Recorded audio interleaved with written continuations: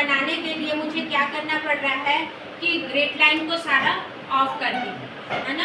अब मैं कहाँ गई, इंसर्ट में गई, इंसर्ट में जाके शेप्स में गई और शेप्स में ये सारा वो जो भी शेप तुमको चाहिए वो शेप डाल दी और इस तरह से ये शेप यहाँ पर बना ली, 2 शेप बन गया। अब मैं और उसका कलर भी चेंज कर सकती हूँ। कैसे चेंज करूँगी, यहाँ पर आके यहाँ पर शेप फॉर्मेट में आने से भी तुमको दिख जाएगा। ये अभी ग्रीन है, उसको तुम चेंज करना चाह रहे हो तो किस कलर में चाहो उसमें चेंज कर सकते हो।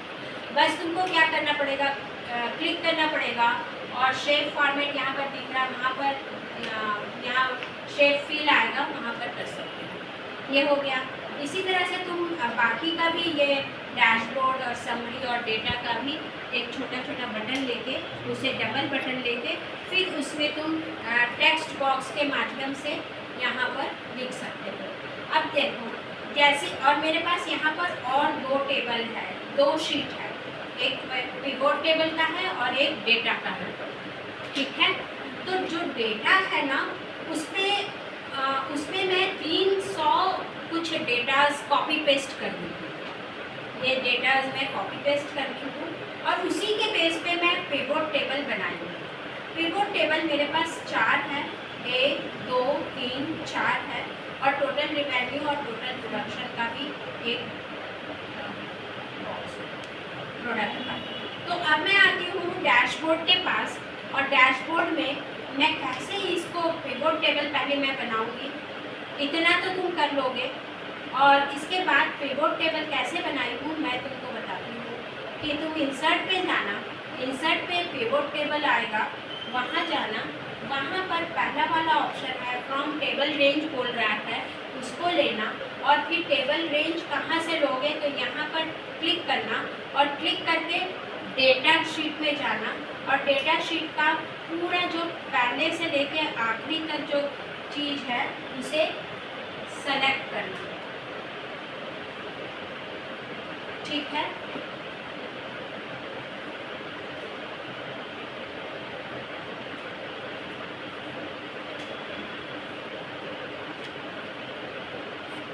हो गया, सेलेक्ट हो गया। यहाँ पर मैं क्लिक करूँगी और एग्जिस्टिंग पिवोट टेबल या पहली बार जब हम करेंगे तो न्यू वर्कशीट में क्लिक करना, न्यू वर्कशीट में क्लिक करके ओके बोलना, ओके। तो फिर ये जो टेबल है ना ये वाला टेबल बनेगा। देखो कैसे बना, ये टेबल जब आएगा तो यहाँ पर मुझे पिवोट टेबल में 2 चीज़ का ऑप्शन ली हूँ, इसलिए यहाँ पर एक बार बता दूँ। डेटा ली, सपोज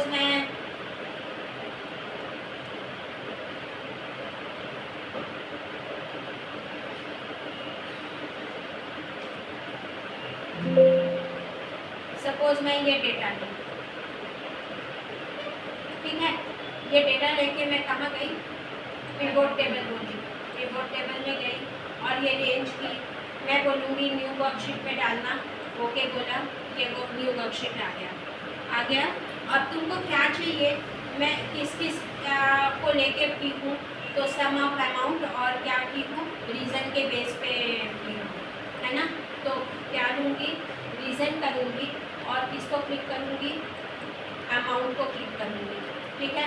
तो रो में रीज़न आ जाएगा और वैल्यूज़ में सम ऑफ अमाउंट आ जाएगा। आ गया, हाँ। फिर मैं इसको यहाँ पर ली तो देखो आ गया। अब इसमें तुमको अगर रुपीज़ लिखना है तो रुपीज़ लिख सकते हो, जो तुमको पता है कैसे लिखते हैं रुपीज़, बोलो।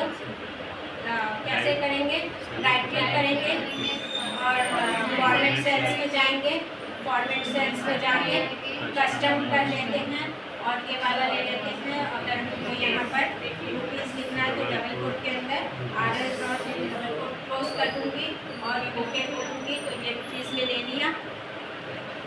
अब इसी तरह से मैं दूसरा पिवोट टेबल बनाती हूँ, जैसे कि दूसरा पिवोट टेबल यहाँ पर मंथ का है, मंथ के हिसाब से है, तो मैं वो कैसे बनाऊँगी वो मैं तुमको बता रही हूँ। तो शीट 3 में आएंगे और एक कॉलम छोड़ देते हैं और दूसरे यहाँ पर मैं क्लिक करती हूँ और कहाँ जाऊँगी, इंसर्ट में जाऊँगी। इंसर्ट में क्या बोलूँगी, पिवोट टेबल बोलूँगी और उसके बाद उसमें ये फॉर्म टेबल डिज़ाइन बोलूँगी और टेबल का रेंज दूँगी, टेबल का रेंज डेटा से दूँगी, यहाँ से लेके यहाँ तक ले लेते 15 तक, ठीक है, ओके। और ये एग्जिस्टिंग जहाँ वो मैं रखी हूँ वहाँ पर जाऊँगी, ये आ गया, आ गया। अब मेरे को किस किस के साथ करना होगा, क्या क्या था उसमें, पिवट टेबल जो था वो सम ऑफ अमाउंट था और जनवरी फरवरी था, तो क्या होगा यहाँ सम ऑफ अमाउंट कौन सा होगा, अमाउंट होगा, है ना। और जनवरी फरवरी क्या है, डेट है, डेट जैसी करूँगी तो डेट में ये डेट आ गया, डेट आ गया और ये यहाँ पर आया। अब मुझे डेट का मंथ बस चाहिए, है ना, डेट में तो बहुत सारा डेट आ रहा है, तो मुझे डेट का मंथ चाहिए। यहाँ पर एक मंथ करके ऑप्शन आता है, उसको बस लेना, बाकी मत लेना, तो वो सिर्फ मंथ को लेगा। चूँकि मेरा छोटा सा डेटा है, मतलब डेट बस का दिखा रहा है, इसलिए वो डेट बस ले रहा है। अदरवाइज तुम देखो यहाँ पर वो सारा मंथ लिया है, क्योंकि मेरा बहुत बड़ा डेटा है और 15-20 महीने का है, तो इसलिए वो यहाँ पर महीना दिखा रहा है। चूँकि मैं एक महीना भी नहीं हो रहा है, इसलिए वो डेट के हिसाब से ले रहा है। नहीं तो तुम्हारे पास वो आ जाएगा डेट ब्रैकेट के अंदर मंथ लिखा हुआ मिल जाएगा, ठीक है। ये भी बन गया, तो हम कितना पिवट टेबल बना लिए, 2 बनाए। अब तीसरा क्या है कि मेरा आइटम के हिसाब से है, आइटम और अमाउंट है, तो मैं फिर कहाँ जाऊँगी, शीट 3 में जाऊँगी, एक कॉलम को छोड़ दूँगी और यहाँ पर क्लिक करूँगी और फिर कहाँ जाऊँगी, इंसर्ट में जाऊँगी, पिवट टेबल में जाऊँगी, फिर फॉर्म में जाऊँगी, फिर यहाँ पर टेबल का रेंज दूँगी। तो रेंज कहाँ से मिलेगा, डेटा से मिलेगा, और ये डेटा से मैं यहाँ पर रेंज दे देती हूँ और ये मैं यहाँ पर क्लिक करती हूँ। और एग्जिस्टिंग लोकेशन तो मेरा बाहर ही था, दूसरा शीट था, ओके बोलूँगी तो ये आ गया। अब यहाँ पर मुझे क्या क्या लेना पड़ेगा, आइटम और अमाउंट लेना पड़ेगा।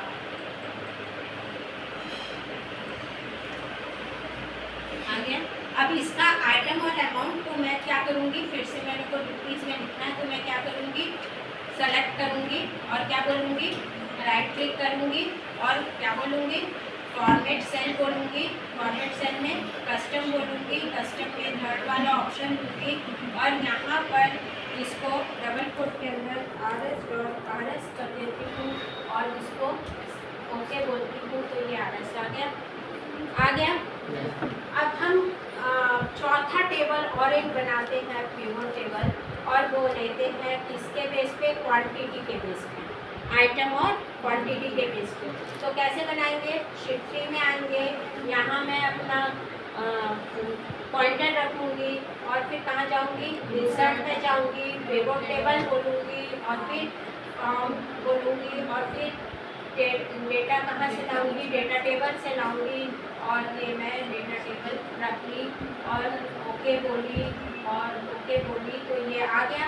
अब इसको मेरे को किसके साथ बनाना है, आइटम और क्वांटिटी के हिसाब से। तो आइटम कहाँ आ गया, रो में, और वैल्यूज में सम ऑफ क्वांटिटी आ गया, ओके। तो ये देखो बन गया। अब क्वांटिटी में रुपीज़ तो नहीं लगेगा, लगेगा नहीं लगेगा। क्वांटिटी मतलब नंबर होता है, उसमें पैसा यूनिट कुछ नहीं लगता, पीसेस भले हो सकता है। तो ये आ गया। तो ये मेरा क्या बन गया, पिवट टेबल। कितने पिवट टेबल बने, 4 बने। और मैं ये डैशबोर्ड पे आती हूँ। अब मैं आती हूँ एक डेटा डेट के हिसाब से इसको करने के लिए आती हूँ। इंसर्ट में आऊँगी, ये इम्पॉर्टेंट पार्ट है ना।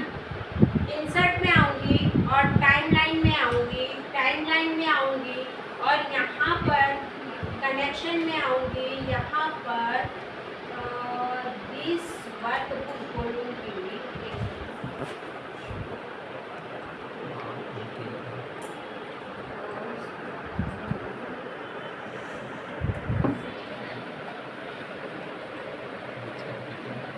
मैं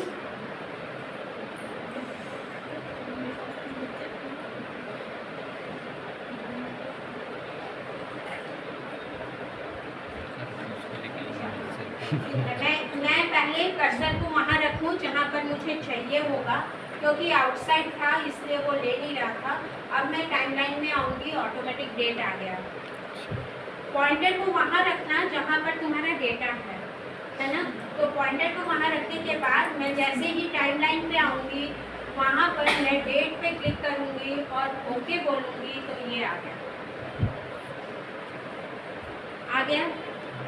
अब मेरे को इसको क्या करना पड़ेगा, कट करके डैशबोर्ड में पेस्ट करना, ठीक है। जो कि तुम यहाँ पर इसको कट करना, कट करने के लिए क्या है, कंट्रोल एक्स है, कट कर देंगे। कट करके कहाँ जाएंगे, डैशबोर्ड, और डैशबोर्ड में यहाँ पर जो चीज़ है ना वो यहाँ पर फिक्स कर दूँगी। ओके, तो ये हुआ हमारा। अनडू करके फिर मैं यहाँ पर ही बता सकती हूँ कि तुमको अगर इसका ये कलर चेंज करना होगा तो टाइमलाइन में जाना, टाइमलाइन में जो भी कलर तुमको चाहिए यहाँ से ले लेना। ओके, हाँ। तो अब ये चीज़ मेरा डेट के लिए बन गया। अब नेक्स्ट मेरा क्या है, रीज़न के लिए है।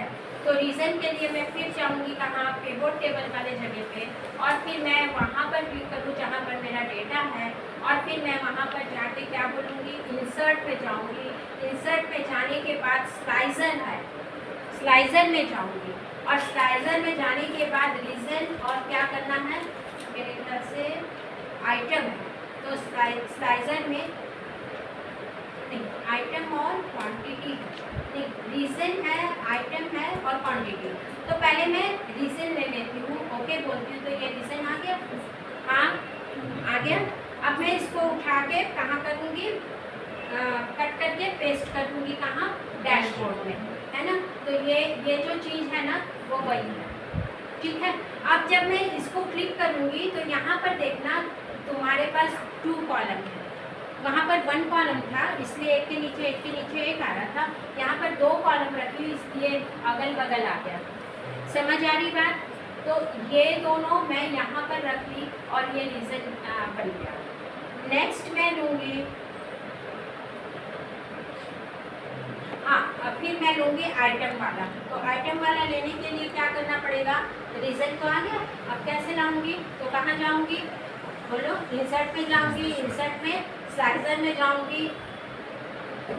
अच्छा स्लाइजर, तो उसी समय ना मुझे स्लाइजर में दोनों को सेलेक्ट कर देना था, ठीक है। जैसे स्लाइजर में रीज़न सेलेक्ट कर ली और एक क्या करना था मुझे, आइटम। तो दोनों को तुम वही उसी समय सेलेक्ट कर देते तो तुमको ये स्लाइजर बार बार वो पूछता नहीं कि कौन सा स्लाइजर, ठीक है। तो रीज़न और स्लाइजर को दोनों को एक साथ कर लेना। और जब मैं यहाँ पर जब लाऊंगी तो उसको ड्रैग करके थोड़ा, ये जो स्लाइजर है, सॉरी ये जो आइटम है ना उसका तुम स्लाइजर में जाके देखना तो ये 8 कॉलम का है, हाँ। और इसका कलर भी तुम यहीं से चेंज कर सकते हो, ये वाला फॉर्मेट ले लेना तो ये कलर भी चेंज हो जाएगा। इतनी बात समझ आ गई। तो क्या क्या मैं लेके आई हूँ, डेट लाई हूँ और रीज़न लाई हूँ और एक आइटम लाई हूँ, है ना। अब मेरा KPI बनेगा। KPI ये बनाई हूँ मैं, एक बॉक्स बनाई, उसमें टोटल रिवेन्यू लिखी और उस रिवेन्यू को यहाँ पर जनरेट कराई। वो कैसे कराई देखना मेरे, यहाँ पर मैं टोटल रिवेन्यू लिखी, लिखना बस है, मतलब टाइप कर देना रिवेन्यू को। और इसके बाद ये वाला चीज़ जो है ना, ये कौन सा है, ये वाला चीज़ है, हाँ। तो इसको मैं क्या की, इक्वल लगा के देखो यहाँ पर गेट पाइवट डेटा अमाउंट अपने आप ले लेगा, इक्वल बस लगाना पड़ेगा, ये वाला फॉर्मूला अपने आप आएगा। ऐसे ही मैं टोटल प्रोडक्ट के लिए लूँगी। टोटल प्रोडक्ट के लिए ये वाला टोटल प्रोडक्ट कहाँ पर है, ये वाला है 2904। तो ये इसको भी वो कॉपी करके यहाँ पर रख देगा, इक्वल लगाना पड़ेगा और उसको तुमको लेके आना पड़ेगा। डन, तो ये भी हो गया। तो ये चीज़ मैं कैसे लाऊंगी डैशबोर्ड में वो देखो, यहाँ पर KPI तैयार की। KPI में दो टेक्स्ट बॉक्स ली, जिसमें मैं एक में टोटल रिवेन्यू लिखी और एक में यहाँ पर मैं पाइवोट टेबल इक्वल लगाऊंगी और पाइवोट टेबल वाले जगह पे जाऊंगी और वहाँ पर इस वैल्यू को यहाँ पर लिखने बोलूँगी, और उसको कॉपी करके यहाँ पर पेस्ट कर दूँगी। ठीक है, तो वो अपने आप आ जाएगा। वैसे ही टोटल क्वांटिटी को जाऊंगी, यहाँ पर इक्वल साइन लिखूंगी और फिर पाइवोट टेबल में जाऊंगी और ये वाली वैल्यूज़ को कॉपी लिखने बोलूँगी, वो लिख देगा तो इसको यहाँ पर कॉपी करूँगी, कॉपी करके यहाँ पर पेस्ट कर दूँगी तो ऑटोमेटिक वो वहाँ से लेके आएगा। ठीक है, ये तो हो गया हमारा KPI 2। अब 3-4 KPI बनाई, वो 3-4 KPI जो है वो ग्राफ के लिए है। देखो अभी चूँकि ये जो सेल्स बाय प्रोडक्ट जो है वो सब एक्टिव नहीं है, तो इसको यहाँ पर क्लिक करना तो सारा एक्टिव हो जाएगा। ओके, तो अब मैं ये KPI चार्ट कैसे बनाई वो मैं तुमको बता रही हूँ। तो तुम आना यहाँ पर और ये वाला फिगर सेलेक्ट करना, कौन सा, जिसमें सम ऑफ अमाउंट है ना, सम ऑफ अमाउंट है। और वहाँ कहाँ जाएंगे, इंसर्ट पे जाएंगे। इंसर्ट में मेरे पास चार्ट है, चार्ट में जाएंगे और जो भी चार्ट तुमको चाहिए वो चार्ट लेना और इस चार्ट को कॉपी करना या कट करना और कट करके कहाँ पेस्ट करोगे, यहाँ पर पेस्ट करना। और तुम जैसे ही राइट क्लिक करोगे वो सारा का सारा कलर बदलने के लिए, सब कुछ करने के लिए तुम्हारे पास आ जाएगा। जैसे तुम यहाँ पर राइट क्लिक करोगे, देखो पहले तुम सेलेक्ट करना, जैसे तुमको ये ग्रीन करना है तो पहले तुम सेलेक्ट करना और सेलेक्ट, या फिर तुम पहले सेलेक्ट कर लो और फिर यहाँ पर फॉर्मेट पे जाना और फिर ये फॉर्मेट पे जाके यहाँ पर कलर चेंज करना। ठीक है, तो मैं ऐसे ही करके यहाँ पर कलर चेंज की हूँ। तुमको कुछ बदलना होगा तो ये प्लस साइन है, वहाँ पर आना और यहाँ पर जो तुमको चाहिए, ग्रिड लाइन चाहिए, डेटा एक्सिस टाइटल चाहिए या चार्ट टाइटल, अभी चार्ट टाइटल यहाँ पर मैं दी हूँ सेल्स बाय रीज़न, तो ये सेल्स बाय रीज़न यहाँ पर टाइटल आ गया। तो जो तुमको चाहिए वो यहाँ से कर लेना। ठीक है, इसी तरह से तुम मंथली सेल्स का भी पिवोट टेबल में जाके बनाना। कैसे बनाओगे, यहाँ मंथली वाला ये डेटा सेलेक्ट करना, हाँ, उसके बाद फिर कहाँ जाएंगे, इंसर्ट में जाना, इंसर्ट में जाके ये कमोडेट चार्ट में जाना और उसमें क्लस्टर कॉलम वाले जगह पे जाना और ओके बोलना तो ये आ जाएगा। इसको कट करके वहाँ पेस्ट कर देना। ओके, तो यहाँ पर पेस्ट करोगे तो इस तरह से ये आएगा। इसका रंग बदल देना, तुमको जो भी बदलना होगा राइट क्लिक कर करके बदल देना। ठीक है, ऐसे ही सेल्स बाय प्रोडक्ट बनाएं तो सेल्स बाय प्रोडक्ट बनाने के लिए पिवोट टेबल में आएंगे और ये वाला सेल्स वाला करेंगे।